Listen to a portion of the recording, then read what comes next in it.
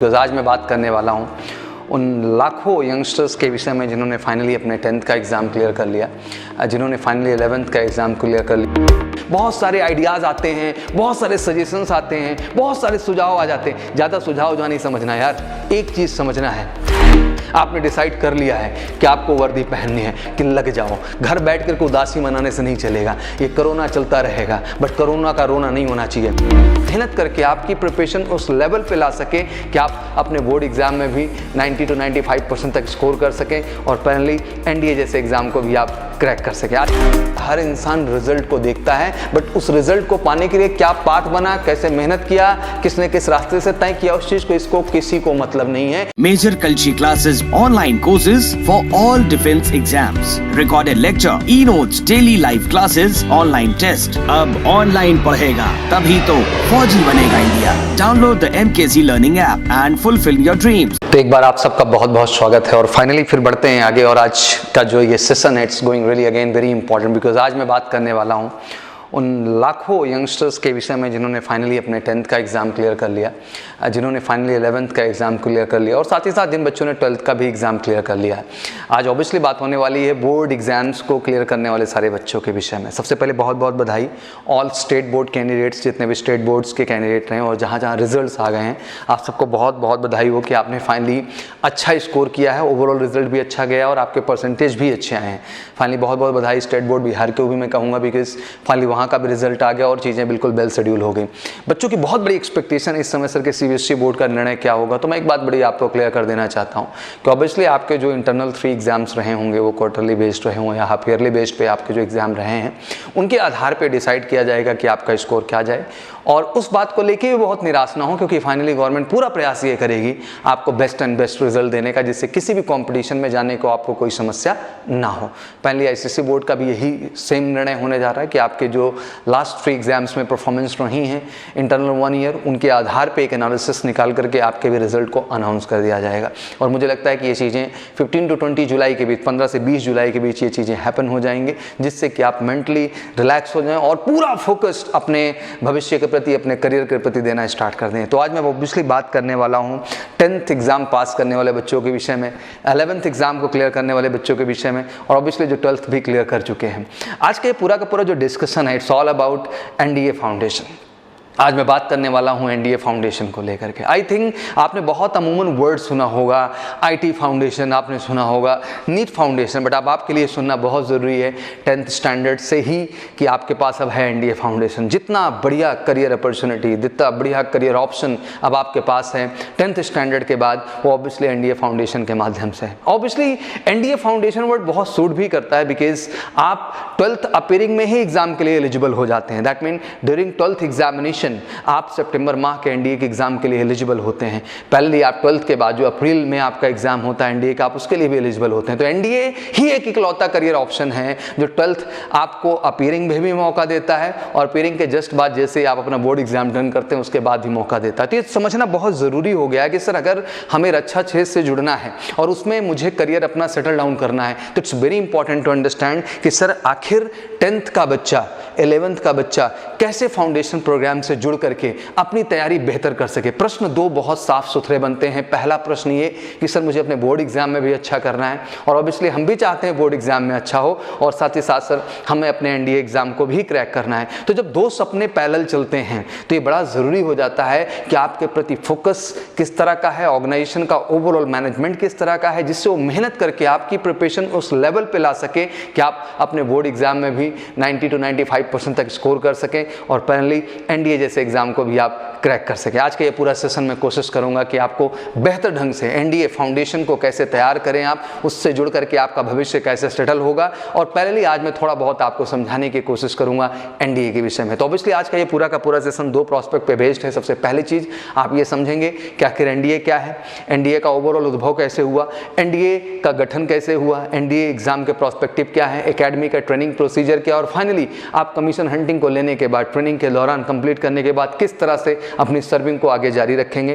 पहले आपको ये भी समझना है कि एक एनडीए की तैयारी के साथ साथ एक बोर्ड एग्जाम की सर कैसे बेहतर तैयारी की जाए। तो मैं क्रमशः कोशिश करूंगा हर प्रोस्पेक्ट को स्टेप बाय स्टेप कवर करने का। तो चलिए बढ़ते हैं बिना टाइम वेस्ट करते हुए और समझते हैं कि आखिर national defence academy Pune Khadakwasla क्या है। तो obviously I am feeling very proud to talk about the national defence academy today. आज मैं एनडीए के विषय में बात करके बहुत गर्व महसूस कर रहा हूं और मैं कोशिश करूंगा वो हर डिटेलिंग आपको देने का। बड़ा सिंपल सा मोटो है कि सेवा परमो धर्मा, सर्विस बिफोर सेल्फ। और मुझे लगता है कि this is all about the defence यार। ये एक लाइन ना सब कुछ कह देती है कि what is all about defence and it's all about सेवा परमो धर्मा, it's all about NDA national defence academy Pune Khadakwasla.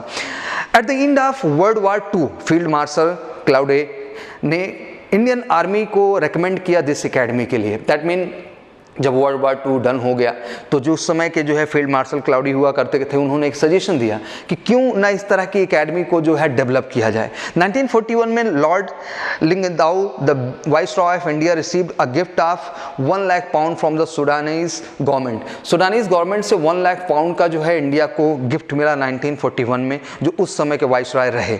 This was for building war memorial in recognition of the sacrifice of the Indian troops in east African campaign during world war II।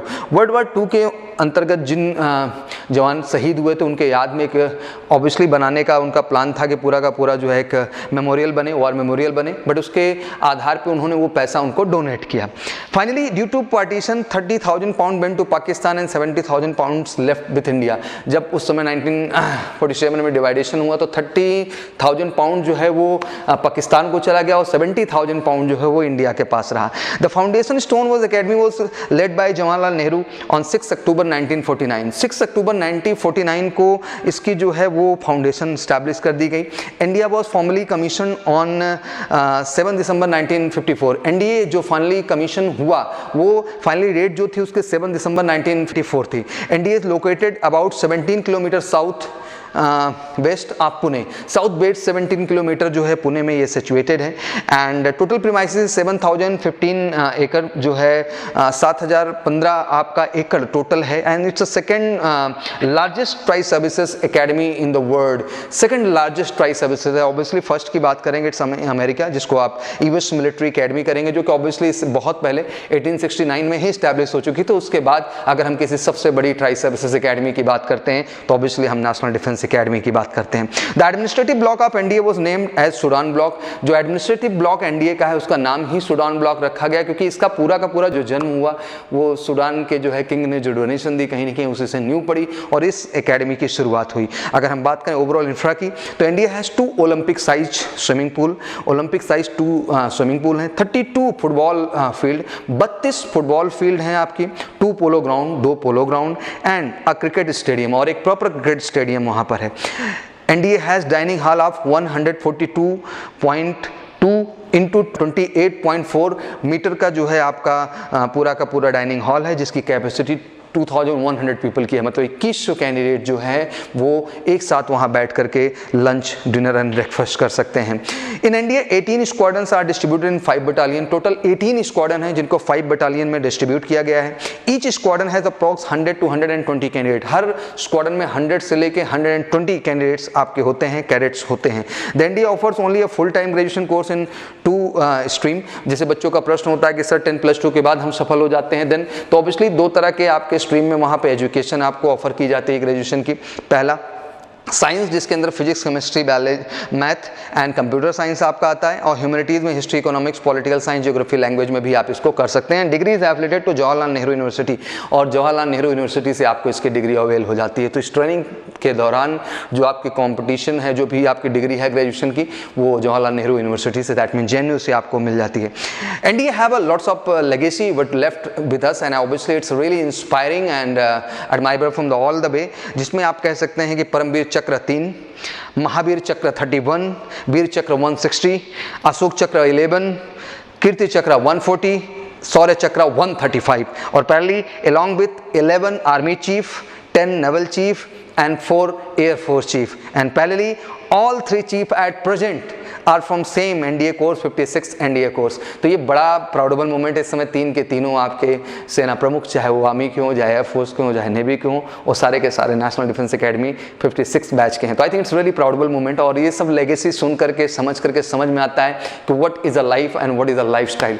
Continuous I am taking one by one another video. मैंने हाल फिलहाल में एक NDA को भी लेके video लिया था, where I brief complete academic system in NDA, जिसमें मैंने हर चीज आपको समझाने की कोशिश की कि आखिर एनडीए किस तरह से आप जुड़ सकते हैं और कैसे तैयारी कर सकते हैं। तो बच्चों बिल्कुल क्लियर है आपके सामने 2 स्पष्ट लक्ष्य होते हैं। एक तरफ आपका एनडीए का एग्जाम है जिसमें 120 क्वेश्चन आपके मैथमेटिक्स के हैं, पैरेलली 150 क्वेश्चन आपके जनरल एबिलिटी के हैं। मैथमेटिक्स का पार्ट बिल्कुल क्लियर होता है आपका 11th एंड 12th का पूरा सिलेबस, बट पहले जनरल एबिलिटी की आप जब बात करते हैं तो 50 question from general study, 50 question from English and 50 question from general science. अब मायने ये रखता है सर कि ओवरऑल मार्किंग सिस्टम तो ऑब्वियसली 2.5 मार्क्स मैथ में है तो 300 मार्क्स टोटल है, जिसके लिए ऑब्वियसली समय 120 मिनट्स ही आपको मिलते हैं। बट पहले हम बात करें जो है 150 मिनट्स में आपके 120 क्वेश्चन हो जाते हैं सामने। बट हम बात करें पहले सेकंड पेपर की तो 150 क्वेश्चन एंड 150 मिनट्स आपको मिलते हैं और हर क्वेश्चन 4 नंबर का, तो 600 मार्क उधर हो जाते हैं। तो टोटल 900 का एक क्राइटेरिया है। बच्चों का प्रश्न अमूमन होता है सर कि क्या स्कोर करना होता है, तो दिमाग में आप अच्छे से रख लें 40 to 50% आपको ईच स्कोर करना है। दैट मीन मैथ में भी आपको स्कोर होना चाहिए, जीएस पार्ट में भी होना चाहिए, इंग्लिश पार्ट में भी होना चाहिए और जनरल साइंस पार्ट में भी होना चाहिए। ओवरऑल स्कोर अगर आप ऑब्वियसली 350 एबव ले जाते हैं, 450 एबव ले जाते हैं, तो वो डिपेंड करता है। बच्चे प्रायोरिटी भी पूछते हैं तो ऑब्वियसली एयरफोर्स का कट ऑफ काफ़ी हाई है, देन नेवी आता है, देन आपका आर्मी आता है। तो क्रमशः कट ऑफ का क्राइटेरिया भी बना है, उसी आधार पे आप में रिटर्न के लिए सिलेक्शन होता है और then you will proceed for the SSB. और एसएसबी को लेकर डिटेल्ड वीडियो मैंने दे रखी है एक बार कि एसएसबी का ओवरऑल सिलेक्शन प्रोसीजर क्या है। उस वीडियो को भी देख करके आपको कॉन्सेप्ट क्लियर हो जाएगा कि रिटर्न स्टेज के बाद आखिर एसएसबी स्टेज पे कैसे बेहतर करना है। नाउ द क्वेश्चन इज कि सर आखिर बोर्ड के साथ कैसे हम एनडीए के प्रिपरेशन को बेहतर करें। For this situation I always explain a story. मैं ऐसे बच्चों की कहानी हमेशा बताता हूं कि एक बच्चा 10th स्टैंडर्ड पे आता है, 1 साल फोकस करता है, 1 साल फोकस के दौरान वो तन मन धन से पढ़ता है पूरा और अपने 11th के सिलेबस को कवर करता है। बिकॉज ये स्कूल नहीं है, यहाँ पे हर दिन क्लास होती है, हर दिन क्लास में यहाँ पे कॉन्सेप्ट क्लियर किए जाते हैं। ऑब्वियसली कॉन्सेप्ट वही होता है यार, सेट थ्योरी नहीं बदल जाती है, फंक्शन नहीं बदल जाते हैं, कॉम्प्लेक्स नंबर नहीं बदल जाते हैं, कोई भी टॉपिक नहीं बदलता, टॉपिक वही के वही होते हैं। इंपॉर्टेंट ये है कि आपका कॉन्सेप्ट क्लियर हो। Once your concept is clear तो आप उस चीज को डिस्क्रिप्टिव तरीके से भी जवाब देने में सक्षम होते हैं और उस चीज का ऑब्जेक्टिव तरीके से भी जवाब देने में सक्षम होते हैं। तो एक बहुत बड़ी चीज जो मैं आप सबको क्लियर कर देता हूं फाउंडेशन प्रोग्राम को लेकर के, बच्चों सबसे जरूरी यही है कि बेटा जो आपके टॉपिक्स है, क्योंकि एक बात समझो कि अगर 10+2 लेवल का एग्जाम है तो एनसीईआरटी बेस्ड है। आज स्टेट बोर्ड ने एनसीईआरटी को ऑप्ट कर लिया, CBSE board already NCERT system को ऑप्ट कर रहा था, तो इंग्लिश मीडियम भी आज के डेट में एनसीईआरटी फॉलो कर रहे हैं और स्टेट बोर्ड हिंदी मीडियम भी हमारे एनसीईआरटी को ही फॉलो कर रहे हैं। तो अहम ये है कि आखिर एग्जाम डिजाइन कहां से होता है। तो अगेन क्वेश्चन यही बनता है कि सर ये पूरी तरह से एनसीईआरटी के ही सिलेबस बेस्ड एग्जाम होते हैं। जब एनसीईआरटी पे ही बेस्ड सिलेबस है तो लाजमी सी बात है कि टॉपिक वही होंगे जो एनसीईआरटी के टॉपिक है। बस मसला ये है क्या वो टॉपिक उस स्टैंडर्ड पे आपको पढ़ाए जा रहे हैं जिस स्टैंडर्ड की वहां पर एक्सपेक्टेशन होती है। तो सबसे बड़ा प्रश्न यही है कि now this is the time to realise the reality. ये वास्तविकता को समझना बहुत जरूरी है कि whatever education you are getting in 10th, after 10th and 11th and 12th standard, that is up to the mark or not, and it's really matter यार, ये मायने तो रखता है।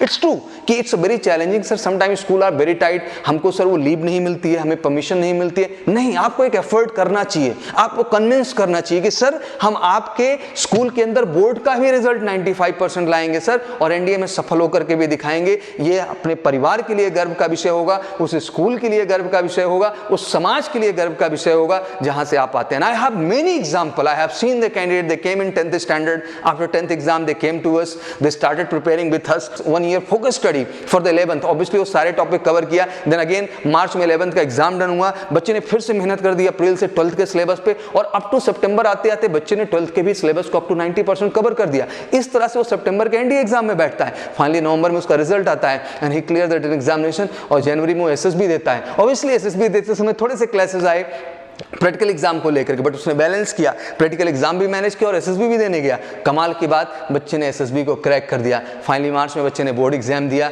और एक बड़ी गर्व की चीज मैं आपको बताऊं कि डेट ऑफ 29 में इज अ ग्रेट डे।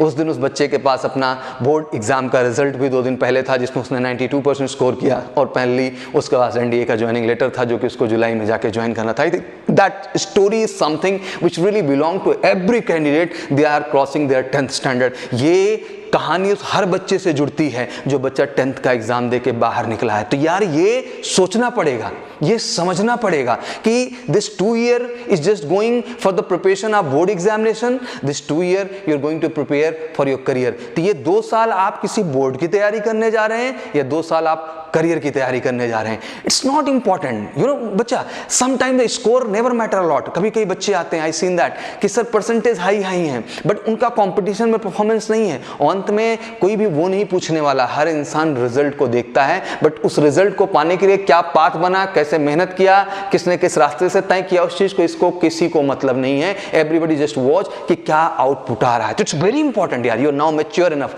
आपने 10th का एग्जाम दे लिया है, अभी लाइफ को लेकर यार सीरियसनेस तो आप में आ चुकी है overall. You need to understand कि 11th के दिए गए सारे टॉपिक, 12th के सारे दिए गए टॉपिक, जब आप ज्वाइन करेंगे मैथ के तो आपके 33 टॉपिक्स निकलेंगे जिन टॉपिक को आपको कवर करना है 11th एंड 12th में। और कमाल की बात, वही 33 टॉपिक आपके एनडीए एग्जाम के।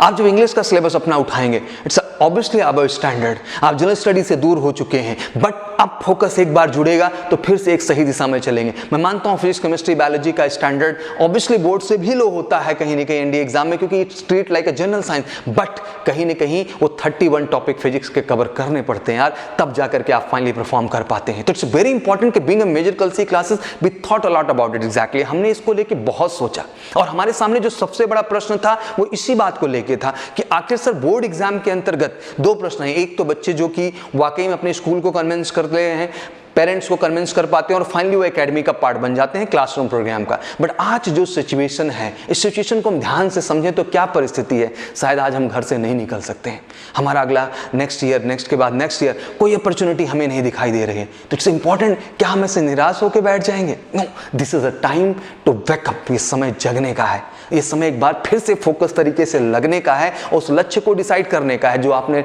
डिसाइड कर रखा अंदर, और वो पाने का तरीका यही है कि आप फटाफट उठिए यार और एमकेसी के ऑनलाइन प्रोग्राम से जुड़ जाइए। आप फटाफट जाइए गूगल प्ले स्टोर पे और एमकेसी का लर्निंग ऐप डाउनलोड करिए, जहां आप सिलेक्ट कर सकते हैं आप हिंदी मीडियम से हैं 11th-12th, आप पढ़िए 2 ईयर प्रोग्राम में जाइए, 1 ईयर प्रोग्राम में जाइए। आप इंग्लिश मीडियम से हैं 11th and 12th स्टैंडर्ड, आप जाइए, आप 11th-12th इंग्लिश मीडियम सेलेक्ट करिए और शुरू करिए, जिसके अंतर्गत परफेक्ट तरीके से आपकी पूरी डिस्क्रिप्टिव भी पढ़ाई हो रही है और पूरी ऑब्जेक्टिव हो रही है। और कमाल की चीज़ कि केवल रिकॉर्डेड वीडियो बच्चे हम आपको नहीं देंगे, बल्कि रिकॉर्डेड नोट्स नहीं देंगे, बल्कि आपको रेगुलर लाइव सेशन देंगे, जहां घर बैठे ही आप कम से कम 4 क्लासेस एवरीडे अटेंड करेंगे, जिसके अंतर्गत आप अपनी मैथ की भी पढ़ाई करेंगे, फिजिक्स की भी पढ़ाई करेंगे, केमिस्ट्री की भी पढ़ाई करेंगे, इंग्लिश की भी पढ़ाई करेंगे और जनरल स्टडी की पढ़ाई करेंगे। तो 5-5 पीरियड आपके सामने एवरीडे लाइव वर्जन में रहेंगे, केवल इस उद्देश्य से कि घर बैठे भी आप महसूस ना करें कि आप क्लासरूम में नहीं हैं। आपको एक फील आएगा यार कि आप एमकेसी के ऑनलाइन क्लासरूम कोर्स से जुड़ चुके हैं और आपको वो प्रिपरेशन, वो स्टैंड, वो क्रेडिबिलिटी मिल रही है जिसके माध्यम से आगामी आने वाले रक्षा क्षेत्र से जुड़े हर एग्जाम में आप कमाल करेंगे और अपनी सफलता को सुनिश्चित कर ले जाएंगे। तो it's very important to understand यार, इस बात को अब समझना बहुत जरूरी है। I know there is a lot of thinking, बहुत सारे आइडियाज आते हैं, बहुत सारे सजेशंस आते हैं, बहुत सारे सुझाव आ जाते हैं। ज्यादा सुझाव जो नहीं समझना यार, एक चीज समझना है कि आपने डिसाइड कर लिया है कि आपको फौजी बनना है, आपने डिसाइड कर लिया है कि आपको वर्दी पहननी है। वंस यू डिसाइड बडी ना, तो this is a time to wake up. ये समय फिर जगने का है और जगने में है यार कि लग जाओ। घर बैठ कर उदासी मनाने से नहीं चलेगा, ये कोरोना चलता रहेगा, बट कोरोना का रोना नहीं होना चाहिए। मैं मानता हूं ये एक तरीके की महामारी है, एक समस्या इस देश में, लेकिन समस्या रोने वाला स्टार नहीं बनता यार। फौजी रोता नहीं है, वो लग जाता है अपने लक्ष्य को पाने के लिए। इट्स वेरी इंपॉर्टेंट कि आपको भी लग जाना है फटाफट एमकेसी के ऑनलाइन प्लेटफॉर्म से, जो आपको मदद करेगा, आप में पॉजिटिविटी देगा, आप में घर बैठे उन टीचर से मौका मिलेगा आपको इंटरेक्ट करने का जो ऑब्वियसली जो आपका सपना होता है, जिनसे आप इंटरेक्ट करना चाहते हो। और obviously it's a very cheap rate यार, बहुत सस्ते से सस्ते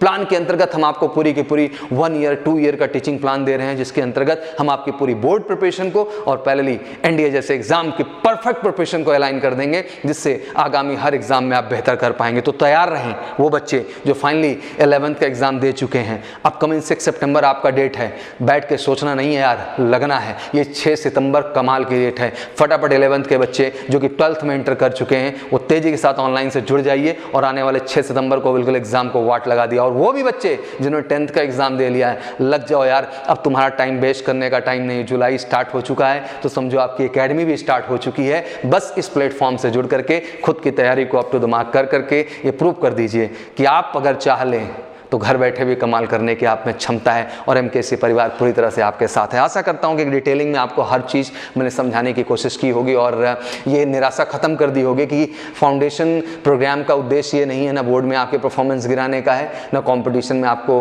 कमज़ोर करने का। इसका उद्देश्य केवल एक है कि आपके बोर्ड की भी performance up to the mark हो जो कि एनसीईआरटी पे बेस्ड है, और आपके कंपटीशन की भी परफॉर्मेंस 100% सफलतादायक हो जो कि एनसीईआरटी पे बेस्ड है। और जो कॉमन गोल यार एनसीईआरटी है तो लाजमी सी बात है कि आपको अब एक स्टैंडर्ड टीचर की ज़रूरत होगी, लाजमी सी बात है कि आपको एक स्टैंडर्ड गाइडेंस की ज़रूरत होगी, लाजमी सी बात है आपको एक स्टैंडर्ड क्वेश्चनायर की ज़रूरत होगी। और जब उस स्टैंडर्ड वर्ड की बात करते हैं तभी एक स्टैंडर्ड और अच्छी कंपटीशन को आप क्रैक कर सकते हैं और finally national defence academy join करने का अपना सपना पूरा कर सकते हैं। तो फटाफट उठिए और तेजी के साथ लग जाइए बिना टाइम वेस्ट किए। मेरी तरफ से आप सबको अगेन बहुत बहुत बधाइयाँ। जिन बच्चों को सीबीएसई एनआईएससी के बच्चों में थोड़ी चिंताएं हैं अपने रिजल्ट्स को लेकर के, बिल्कुल निराश ना हो बेटा। 15 to 20 जुलाई ईश्वर चाहेंगे तो आपका बेस्ट रिजल्ट होगा और उस रिजल्ट के साथ आपका आने वाला हर एग्जाम भी बेस्ट करेंगे। That the promise what you need to give me, यही वादा आपको मेरे को करना है एक्चुअली, और फटाफट लग करके अपनी तैयारी में बढ़ जाना है। तो मेरी तरफ से बहुत बहुत शुभकामनाएं। Wish you good luck. जय हिंद, जय Bharat. Major Kalshi classes, online courses for all defense exams, recorded lecture, e-notes, daily live classes, online test. अब online पढ़ेगा तभी तो फौजी बनेगा India. Download the MKZ Learning app and fulfill your dreams.